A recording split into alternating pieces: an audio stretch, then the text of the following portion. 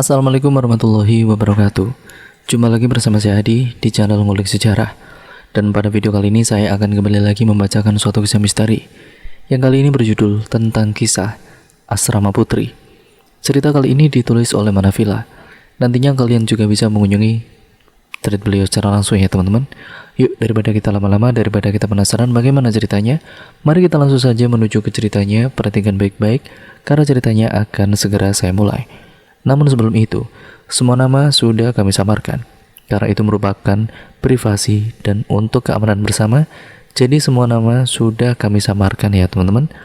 Yuk langsung saja, mari kita mulai ceritanya. Perhatikan baik-baik karena ceritanya akan segera saya mulai.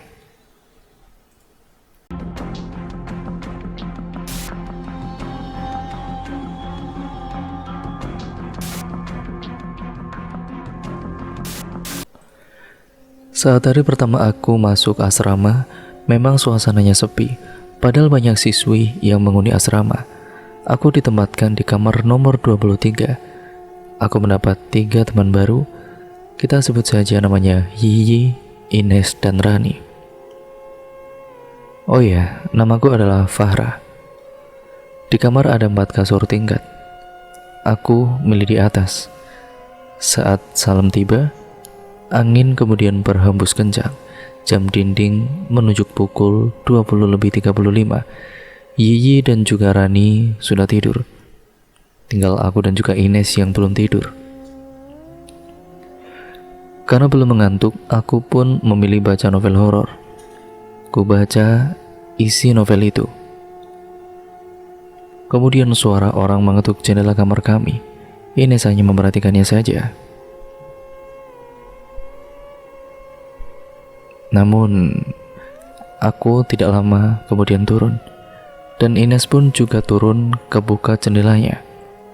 Nampak beberapa anak kecil perempuan bermain-main di bawah pohon mangga. Mereka berbaju putih. Aku terdiam, aku mengerti mereka. Kututup jendelanya. Ines hanya bingung memperhatikanku. Aku kembali ke tempat tidur dan kemudian tidur di keheningan malam. Malam ini malam Jumat, besok sekolah diliburkan karena ada masalah. Kami berempat berkumpul di bawah kasur untuk berbagi cerita horor. Kami mematikan lampu dan menyalakan lilin biar lebih serem.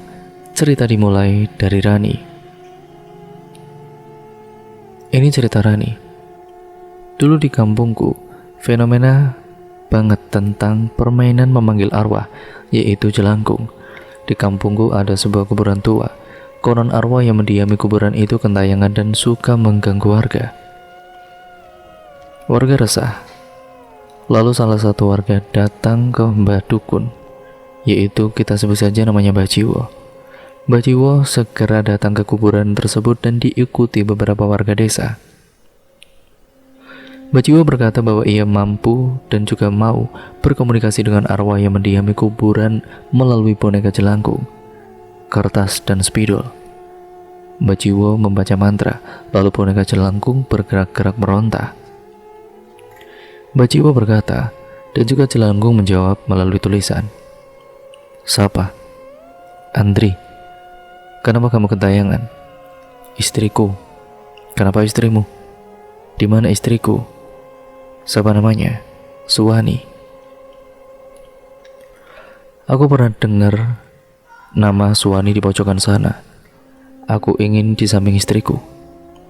Baiklah. Mbah Jiwo segera menggali kuburan Suwani dan kemudian memindahkannya ke samping kuburan Andri. Sejak saat itu, arwah Andri tidak mengganggu warga lagi. Di asrama, ada satu cermin yang sangat kuno. Cermin itu ada di ujung toilet. Katanya, cermin itu punya kisah mistis. Dulu ada perempuan yang bertengkar dengan teman sekamarnya. Dia sakit hati, kemudian ia memecahkan cermin itu dan mengambil salah satu pecahan cermin untuk merobek urat nadinya. Ia mati seketika. Tapi anehnya cermin itu terbentuk kembali dengan utuh. Juga ada yang bilang jangan menatap cermin jam 9 malam sampai jam 3 pagi. Katanya sih bakal muncul wanita dari dalam cermin itu. Malam ini aku coba membuktikan cerita tentang cermin itu. Jam menunjuk pukul 10 malam. Yiyi berdiri di belakangku, mengikutiku. Ku tatap cermin itu serius. 10 menit kemudian ada seorang wanita di pantulan cermin. Ku toleh ke belakang, tidak ada siapa-siapa. Wanita itu berjalan ke arahku, kemudian cermin itu retak dan pecah. Kemudian wanita itu pun muncul lagi di pecahan cermin. Tatapan wanita itu seperti tatapan temanku SD. Lalu semua pecahan cermin melayang dan kembali menjadi cermin yang utuh. Aku dan Yiyi segera berlari ke kamar dan tidur. Sejak aku menatap cermin toilet, aku merasa ada seseorang mengikutiku. Setiap malam selalu ada suara ketukan jendela, tapi saat dibuka, tidak ada siapa-siapa. Akhir-akhir ini juga aku sering mencium bau wangi-wangian busuk. Kadang wangi, kadang busuk. Kini aku mendapat kenalan baru, namanya Tante Rere. Tante Rere datang ke asrama setiap malam Jumat dan juga malam Selasa. Tante Rere datang ke asrama biasanya malam hari. Anehnya, setiap Tante Rere datang, bau wangi busuk menyertai kedatangan Tante Rere. Satu lagi, Tante Rere selalu pakai daster putih, rambutnya panjang ke bawah. Suatu malam aku didatangi dan diajak Tante Rere ke rumahnya. Aku pun mengiyakan. Aku berjalan di belakang Tante Rere, bau busuk terus mengikutiku. Aku sempat muntah saking bau busuk itu menyeruak. Tiba-tiba angin berhembus kencang dari belakang. Rambutku terurai ke depan karena angin. Rambut panjang Tante Rere juga terurai ke depan karena angin. Aku langsung terkejut melihat apa yang ditutupi oleh Tante Rere selama ini. Punggungnya berlubang, terlihat jelas tulang punggungnya.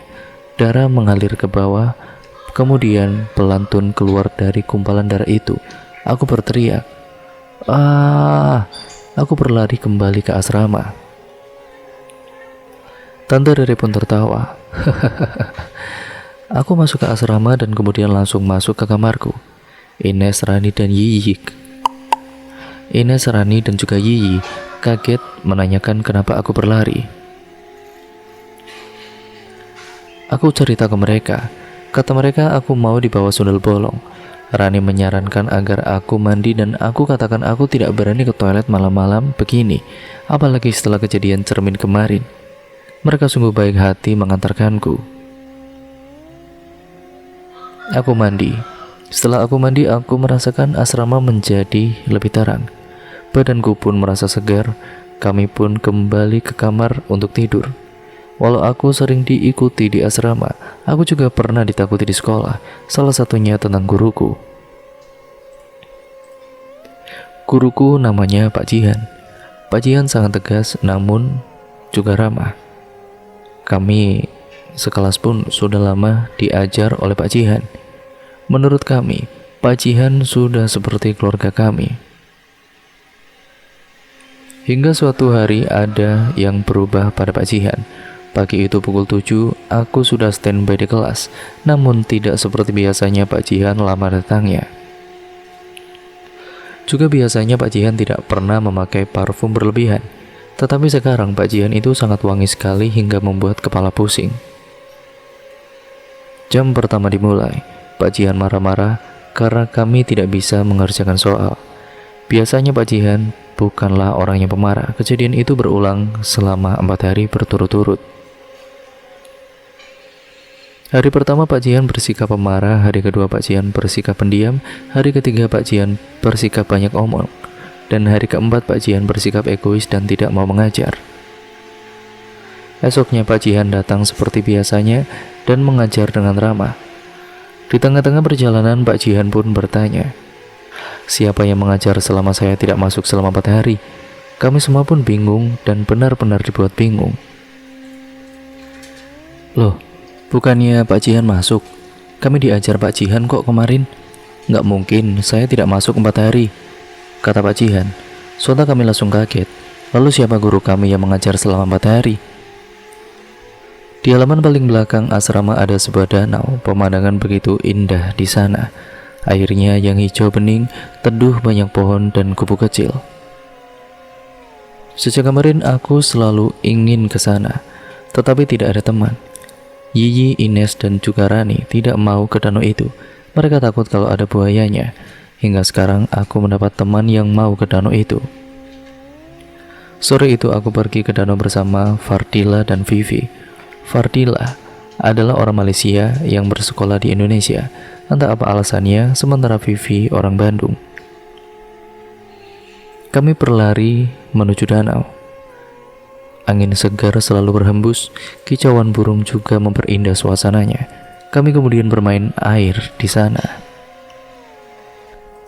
Hingga kemudian usul Fardila, "Hei kawan-kawan, jomlah berenang, air tuh tampak segar dilihatnya," kata Fardila.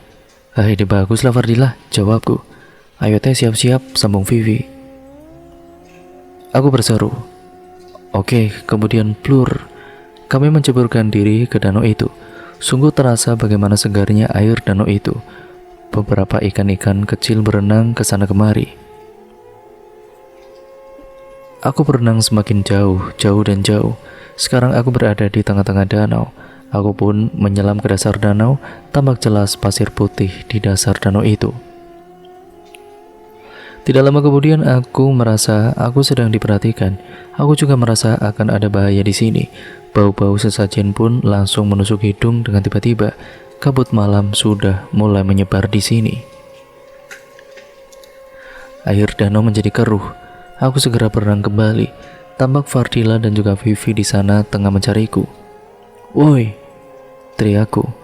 Aku berenang ke sana semakin cepat, namun ada sesuatu yang menghalangiku. Kakiku dicengkeram oleh sesuatu dari dasar danau.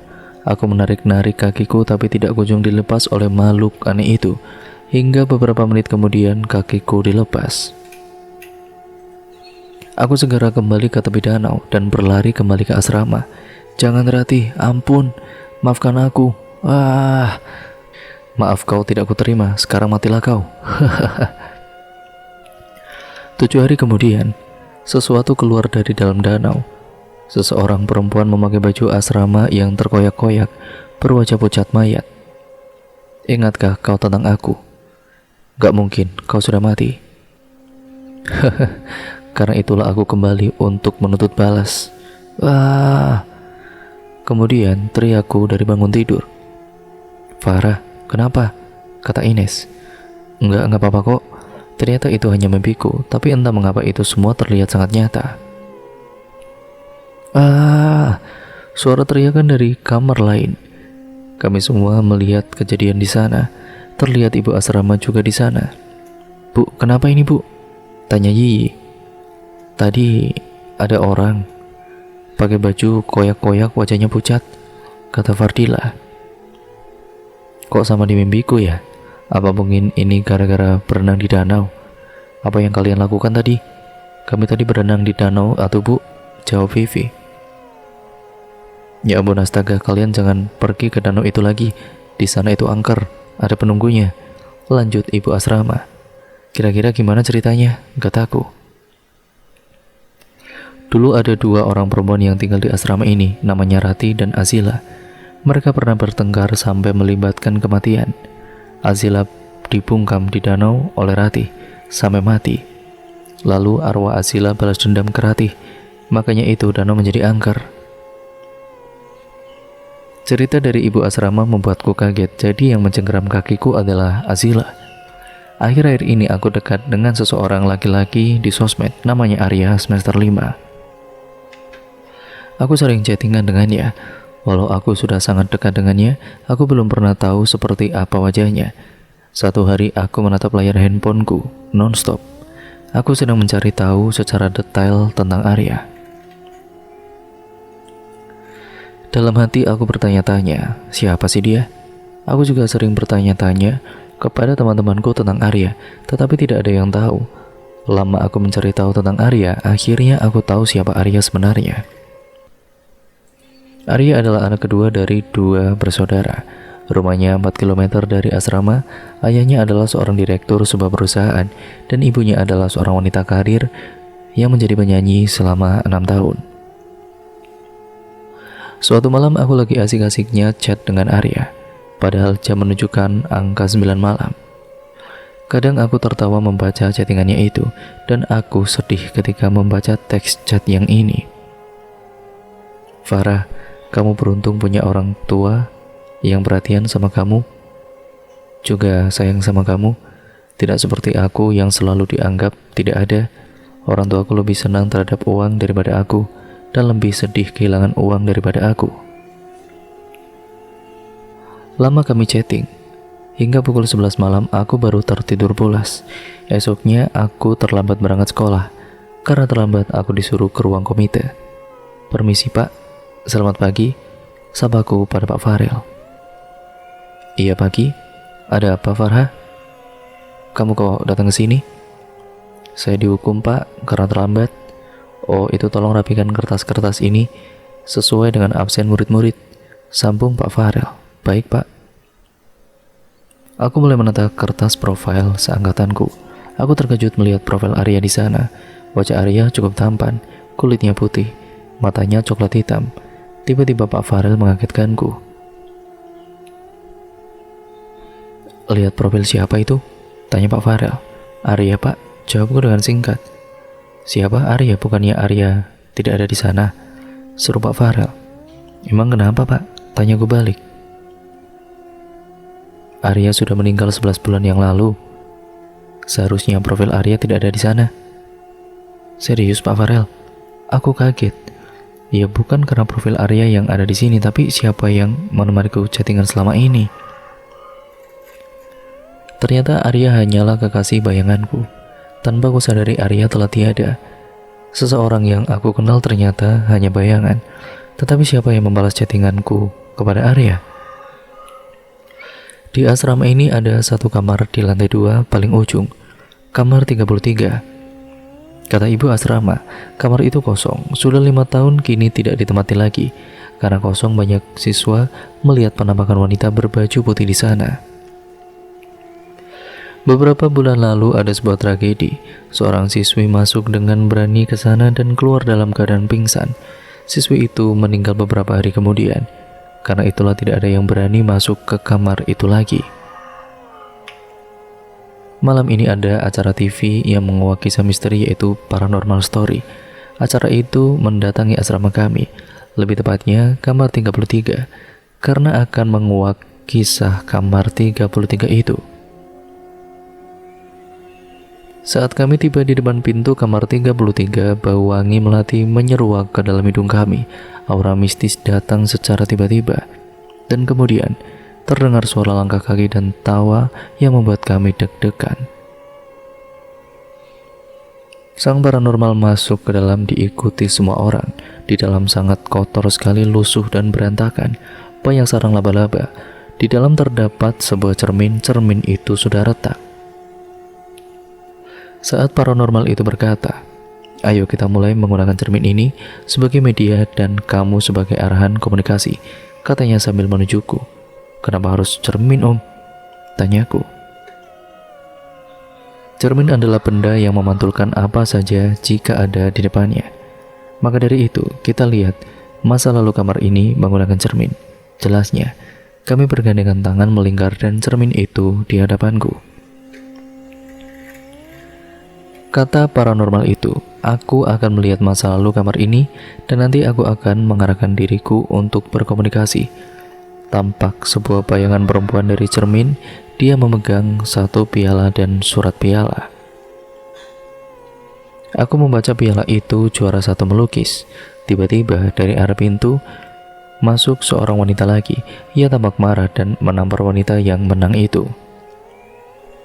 Seharusnya bukan kamu yang menang, seharusnya aku yang menang, teriak wanita yang terlihat marah, sementara wanita pemenang hanya meratapinya.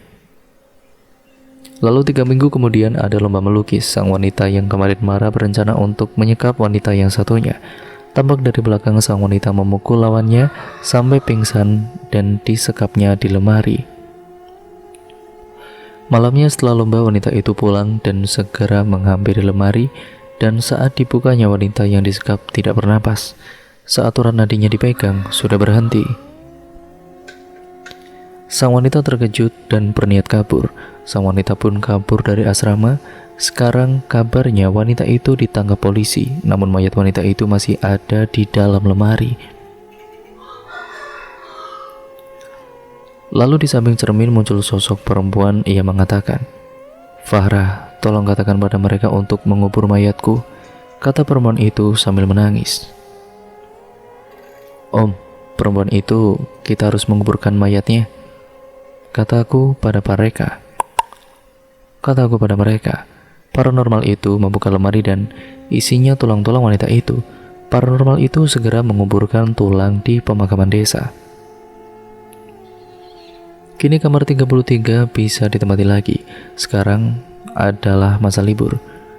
Ya, sekolah akan meliburkan para siswa selama 2 minggu. Ibu asrama juga mengizinkan untuk semua siswa dan siswinya pulang ke rumah. Semua senang akan kembali pulang dalam waktu 1 minggu 4 hari. Rencanaku sih aku nggak pulang. Jika aku pulang pasti mama nggak suka sama aku. 6 tahun yang lalu ibu meninggal. Sejak itu ayah menikah dengan seorang wanita.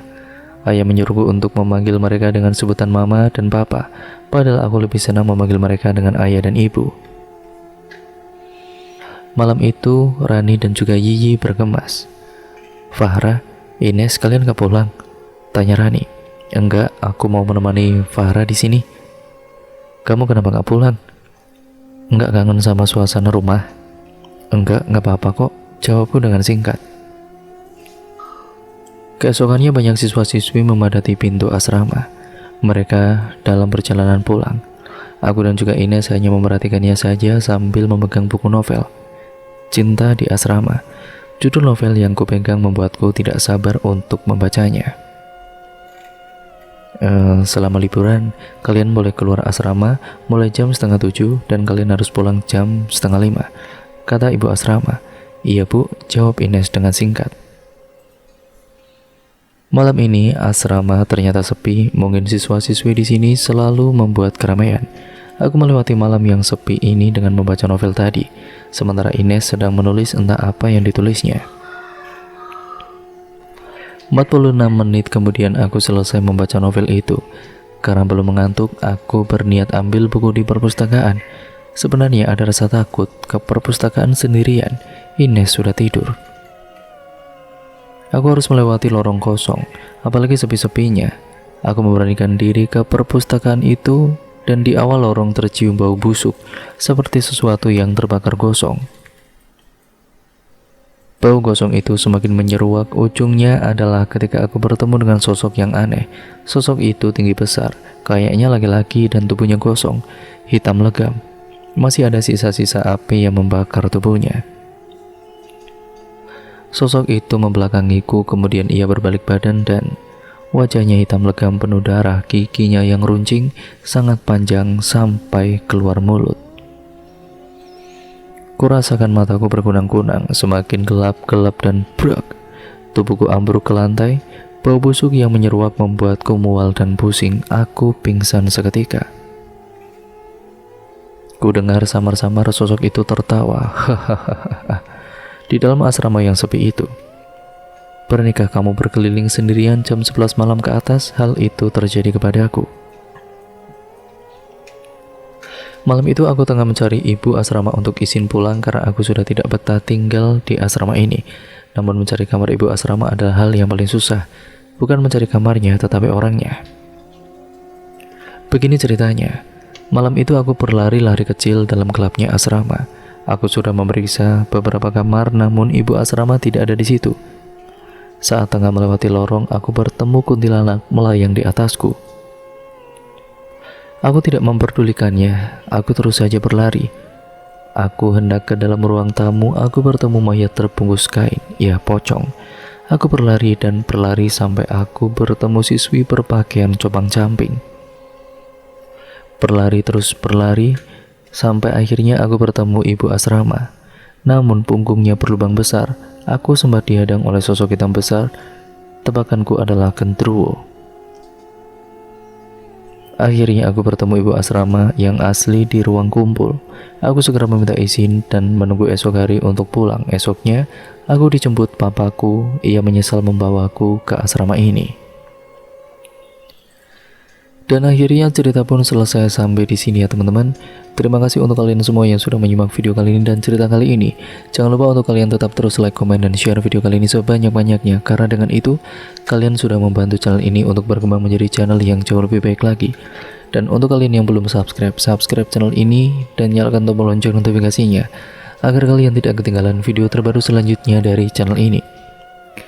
Sekian dan terima kasih ya teman-teman. Semoga kalian dapat mendapatkan pembelajaran yang baik-baik dalam cerita kali ini, dan juga membuang segala hal yang buruk dari cerita ini juga.